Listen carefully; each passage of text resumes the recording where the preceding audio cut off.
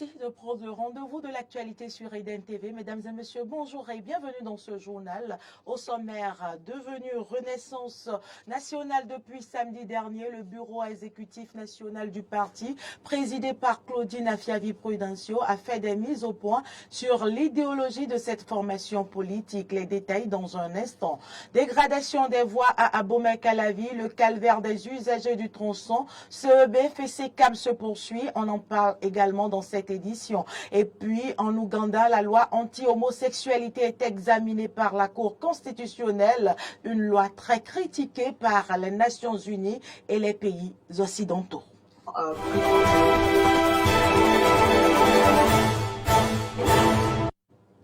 Merci de votre fidélité. Je l'annonçais dans les titres ce samedi 16 décembre. Vous le savez, s'est tenu au Palais des Congrès à Cotonou le congrès extraordinaire du parti UDBN qui a consacré la mutation du parti de sa dénomination précédente à celle de Renaissance nationale. Au lendemain de ces assises, le bureau exécutif national du parti a jugé nécessaire de faire des mises au point au grand public quant à l'idéologie du parti. Suivez ici, au micro de Clémence Tonoucoin, les propos du docteur Mohamed Awali Akintola, responsable du pôle des communicants du parti Renaissance nationale.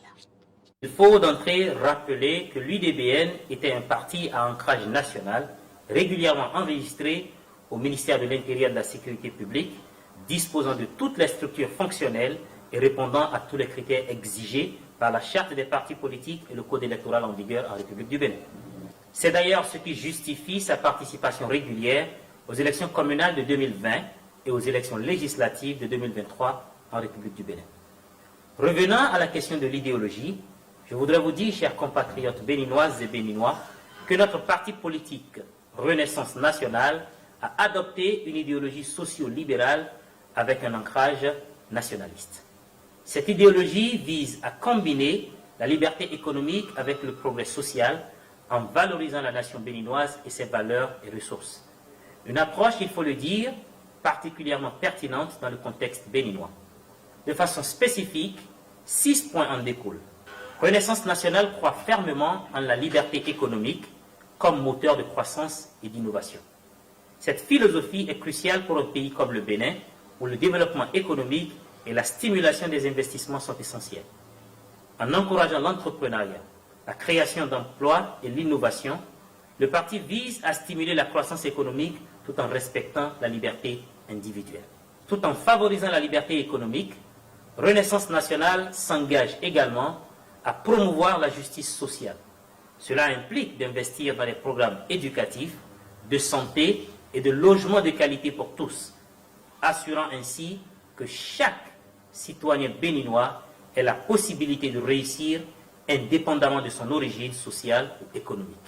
Conscient des défis environnementaux actuels, notamment le changement climatique qui affecte de manière disproportionnée les pays en développement, Renaissance nationale intègre la durabilité dans toutes ses politiques. Le parti promeut une économie verte qui respecte l'environnement tout en créant des opportunités d'emploi essentielles pour un pays comme le Bénin, riche en ressources naturelles, mais aussi vulnérable aux effets du changement climatique. Renaissance nationale prône une gouvernance transparente et la participation active des citoyens dans les processus décisionnels. Le parti reconnaît l'importance de valoriser la riche culture et les traditions du Bénin tout en embrassant la modernité. Cette approche vise à préserver l'identité culturelle du pays tout en s'adaptant aux réalités du monde contemporain. Et enfin, Renaissance nationale s'engage à mettre en avant et au-dessus de tout l'intérêt du peuple béninois. Cela implique la valorisation prioritaire des ressources et valeurs nationales dans les contextes économiques, intellectuels, social et culturel. En résumé, l'idéologie socio-libérale d'ancrage nationaliste de Renaissance nationale offre une vision équilibrée et progressiste, parfaitement adaptée aux réalités et aux défis du Bénin. Elle combine la liberté économique avec un engagement ferme envers la justice sociale, la durabilité, une gouvernance transparente et le respect des traditions tout en promouvant la modernisation. Cette approche holistique est susceptible d'attirer de nombreux Béninois qui aspirent à un avenir prospère, équitable et durable pour leur pays. Le parti Renaissance nationale s'appuie donc sur l'existant de l'UDBN en termes d'ancrage national, de représentativité et de structures existantes afin de mieux affronter les défis futurs. Nous nous emploierons à améliorer les acquis pour satisfaire davantage l'attente de nos compatriotes. Le Garcinia cola, communément appelé aroé, est une espèce à usage multiple. Cultivé au Bénin, ce fruit au goût amer et résineux est source de nombreux bienfaits dans le domaine de la santé. Reportage. Elle est connue de tout le monde, du moins presque. La Garcinia cola, encore appelée petit cola ou aroé en fond au Bénin, est très prisée, ceci au vu de ses multiples bienfaits. Je connais très bien aroé ou bien petit cola. C'est un produit qu'on prend souvent pour nettoyer le sang, l'être humain, pour diminuer les maladies dans le corps. Et d'autres l'utilisent pour nettoyer la gorge et quelques saletés dans le corps. Ça traite beaucoup de choses, ça lave le sang. C'est bon pour un homme. C'est bon pour un homme. Mais c'est difficile à manger. C'est trop amer. Quand tu manges ça, là, tu ne peux pas manger quelque chose, tu vas trouver le goût de ce que tu as mangé. Si tu prends ça, ou bien si vous avez une femme, ou bien tu veux raconter des filles comme ça, là, tu peux prendre ça. Pour bien beaucoup travailler. Le petit cola n'est pas seulement un remède curatif naturel de premier choix. Il fait également des merveilles au plan spirituel. Quand moi je vais prendre la voie pour aller loin, oh ben si je vais aller, s'il y a une invitation là, on m'a invité là où que j'ai peur de manger des choses, donc je peux manger ça. Si je mange ça, oh ben je garde ça comme ça dans la bouche. Je peux consommer les trucs, bon, si que tu as un peu de la personne qui a préparé, on me compte poison. Ça, KO. Ça chasse aussi les mauvais esprits. Quand moi je suis Zemiaman, si moi je vais travailler la nuit, je prends ça avec certaines feuilles, avec Atakun là. Même si tu es un cadavre décédé, moi je peux te prendre. Si tu es n'importe quoi, moi je peux te prendre, je n'ai pas un peu. Parce que ça chasse les mauvais esprits, les choses qui vont te faire du mal là. Oh ben mauvais genre là, ça chasse ça. Des bienfaits confirmés par l'herboriste Jacques Yessita. Ça corrige les infections des yeux et des oreilles. En dehors de ça, c'est un cola, oui. Ses feuilles, dis donc, sont très très importantes pour la vie humaine.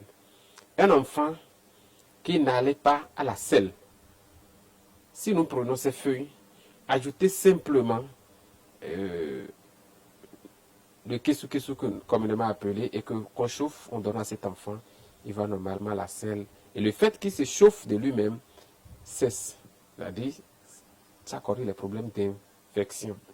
C'est une plante qui nous aide à pouvoir bien gérer nos besoins sexuels. Parce que sans quoi, nos mères, ce sont nos femmes, ne nous aiment pas trop quand il n'y a pas ça dans le foyer. La consommation abusive de la Garcinia cola reste un danger pour la santé humaine. Aujourd'hui commercialisée un peu partout, dans les marchés, dans les feux tricolores et même aux abords des voies, on se demande si le petit cola est aussi rentable. La gare routière de Calavic-Pota est dégradée, difficile aux passagers et chauffeurs de stationner. C'est une situation qui inquiète de plus en plus. Arthur Windo nous en dit plus. Une gare routière dégradée par l'eau, surtout en saison pluvieuse. Tel est le quotidien de ce que vivent passagers et chauffeurs ici, sur le parc de Calavic-Pota. Par rapport à notre gare de Calavic-Pota, la situation que nous vivons ici, c'est dramatique parce que le parc, ça ne reflète pas la carrure de la commune. Parce que quand on va parler de la commune de Calavia, je pense que c'est la première, la seule gare, la plus reconnue que nous avons ici. Mais arrivé sur le terrain, là, on ne vit pas. La première des choses, il n'y a pas assez d'espace pour nous. La deuxième chose, c'est que le terrain n'a pas du tout assaini. Du tout assaini. En cas de pluie, c'est ça que nous vivons. Les passagers se plaignent aussi. Ça gâte nos véhicules. Il y a trop de trous. Regarde dans cette saison pluvieuse, nous ne savons où mettre nos pieds. Quand les passagers rentrent dans les véhicules, ça se salit. Vous voyez, non? Donc c'est un peu ça. Même s'il est vrai que ce conducteur reconnaît les efforts fournis par le premier responsable du PAC, la situation reste toujours gênante. Il y a le premier responsable de la gare routière qui essaie, avec ses forces personnelles, d'envoyer quelques camions de sable dans l'eau. Aujourd'hui, ça a débordé la vase, sinon ce serait déjà fait depuis. Sable, gravier ne cesse d'être déversé ici. Le chef PAC n'a jamais cessé d'agir quand il le fallait. On est en train de faire, on prend sable, on prend caillasse, on met ça dedans, mais chaque jour la pluie tombe. Mais il y a beaucoup de l'eau sur le parc. Mais ce n'est pas que c'est là. Mais sur les pavés de Cotonou, même goudron, même l'eau tombe. Mais la pluie tombe comme ça. Mais tout quartier qui est inondé. Pour ce passager, ne maîtrisant pas les efforts que fournissent les responsables du PAC, il y a de quoi se plaindre. Vraiment, c'est pas bon que le lot l'a resté ici. Parce que la voiture venue ici, là, elle met dans le trou. C'est pas bon le truc là. Parce que les clients viennent ici pour passer là. Parce que le voiture met dans l'eau les clients. Donc, jusque c'est pas bon. Ainsi donc, conducteurs et clients interpellent les autorités compétentes. Le premier responsable qui est l'autorité communale doit penser à nous. Il y a même des pavés en instance à l'arrière-cour de la mairie que le premier responsable avait sollicité quelques de ces pavés-là pour la gare routière, ce qui n'a pas été fait. Donc nous exhortons la première autorité de la commune de Calavi de jeter un coup d'œil sur la gare routière de Calavi. Moi je demande au maire d'avoir une pensée, une idée sur la gare pour que la gare soit réellement assainie. Sinon ça ne nous arrange pas du tout, nous les chauffeurs. On n'a pratiquement pas une situation reluisante ici. Parce que le maire, vous venez voir, mais les trucs là, le sable, le truc là, c'est bon. Le lot n'est pas resté ici. Il est à préciser que cette gare routière est l'une des anciennes gares routières d'Abomey-Calavi. Et puis dans le même registre, depuis quelques années, les usagers du tronçon CEB-FESECAM vivent le martyre dans leurs déplacements. Principale raison, la dégradation de la voie. Une situation qui amène les citoyens à interpeller les autorités en charge des infrastructures. Circuler sur le tronçon CEB-FESECAM dans la commune d'Abomey-Calavi est pour les usagers et les riverains un parcours de combattants. L'état de dégradation avancé de cette voie est un souci permanent pour les populations.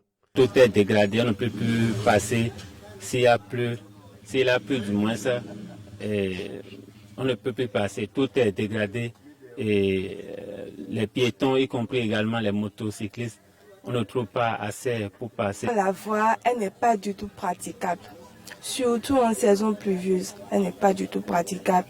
Et ça influe en fait sur la vente. Ça influe beaucoup sur la vente. Des fois là, on vient, on reste là toute la journée, on ne vend rien. Bientôt, la mairie va passer, l'impôt aussi. Et voilà l'état de la voie. Ça ne va pas du tout. Cette dame qui tient son commerce sur le tronçon a dû prendre par le passé des camions de sable pour faire le remblai en face de sa marchandise. Fatiguée, elle n'a pu le faire cette année du fait de la mi-vente. Et voici le résultat. Les usagers et les riverains implorent les autorités à divers niveaux pour le reprofilage de cette voie. J'invite le maire, les autorités de nous venir en aide par rapport à la voie de FESECAM vers la CEB. À mes ventes, nous qui avons loué les boutiques, on a du mal à payer nos rappels. nos employés. Si déjà ils peuvent trouver une solution par rapport à ça, ça nous aiderait beaucoup, honnêtement. Honnêtement, si les autorités peuvent nous aider sur ce point-là, ça va beaucoup nous soulager. Ils n'ont qu'à essayer de trouver une solution. Et si déjà ils peuvent envoyer, comment dit-on, ceux-là qui arrangent un peu pour qu'ils fassent quelque chose, quoi. Sinon, honnêtement... Le maire de la commune d'Abomey-Calavi et son conseil communal sont donc interpellés. Vivement que cela soit l'un des premiers chantiers du nouveau chef d'arrondissement central d'Abomey-Calavi, Franck Doro, installé le mercredi 15 novembre dernier. Actualité en dehors du Bénin, le 18 décembre, la Cour constitutionnelle ougandaise a commencé à examiner un premier recours contre la loi anti-homosexualité. Cette loi a été très critiquée par les Nations Unies et les pays occidentaux. Sadio Morel-Kanté, journaliste spécialiste de l'Afrique, donne des précisions sur ce test juridique contesté.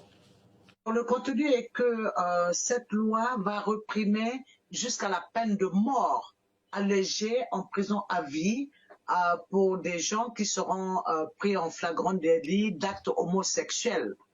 Alors, ça, c'est parce que je crois que le président ougandais veut plaire à ses partisans, à ses futurs électorats, même si c'est un pouvoir dur qui est là-bas, il a quand même des gens qui le soutiennent, qui veulent leur plaire, et peut se passer dans ce cas de l'aide de la GOA des États-Unis.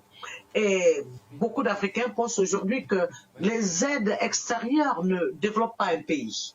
Et donc il va s'en passer pour tenter, pour essayer d'être dans la même ligne que ses compatriotes qui n'aiment pas, on le sait, la plupart des Africains sont dans le déni de l'homosexualité, et cela est d'autant plus exacerbé que les trois religions que nous avons dans le monde condamnent également l'homosexualité. Alors, beaucoup d'Africains également perçoivent depuis le président Obama que les Américains surtout veulent imposer ce qui est possiblement acceptable chez eux à des peuples qui n'ont pas cela dans leur culture. Donc, on avait vu que Macky Sall avait répondu par la négative à Obama au Sénégal. On a vu que le président Mugabe aussi avait dit à Obama que s'il veut vraiment un mariage homosexuel, qu'il l'enceinte d'abord, ensuite il acceptera d'imposer l'homosexualité dans son pays. Donc la plupart des pays africains sont contre ça, et si le président ougandais qui prend des mesures extrêmes, parce qu'on va dire que le café est cher payé, pour ce que les gens qui n'ont pas fait exprès ont des tendances de leur vie, des orientations dans leur vie qui n'ont pas choisi, et la répression qui va en suivre. Heureusement qu'il y a une pétition en cours qui veut que la loi soit allégée ou non même, sinon même enlevée, pour que les droits de l'homme puissent être exercés. Mais c'est que le président ougandais veut plaire à ses compatriotes avant tout, avant les Américains. Et c'est déjà la fin de cette édition. Merci pour l'attention. Les informations se poursuivent sur nos différentes plateformes Facebook, YouTube, Twitter et sur notre application Eden TV Diaspora FM, téléchargeable bien évidemment sur Play et App Store. À très bientôt.